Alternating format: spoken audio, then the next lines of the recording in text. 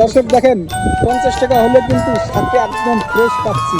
মাত্র গাছ থেকে কাটলেন, ফ্রেশ শাক পাওয়া যাচ্ছে মাত্র 50 টাকা।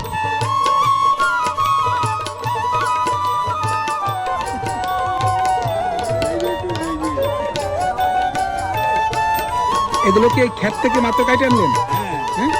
হ্যাঁ, একদম টাটকা না? দেখেন দর্শক, একদম ক্ষেত থেকে মাত্র যে কেটে আনলেন, একদম ফ্রেশ। আমরা অনেকেই কিন্তু ঢাকা শহরে ফ্রেশ শাকসবজি খুঁজি, একদম টাটকা। এটা একদম টাটকা আছে স্যার। কথা শুনি না আমার কাছে, শুনলাম আমার কথা শুনি।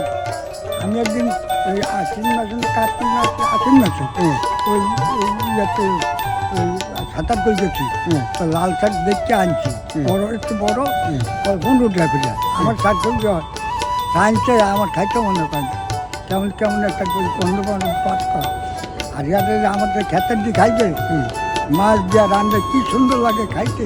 হ্যাঁ, এই জন্য এরকম আমি এই লাল শাক খান আর ওই ওই ওই ব্যান্ডেডটাকে আমি খান।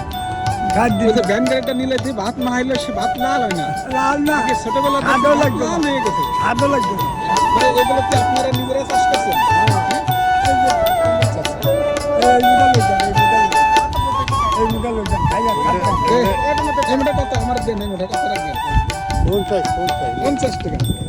দর্শক দেখেন 50 টাকা হলে কিন্তু শাকটা একদম ফ্রেশ পাচ্ছি।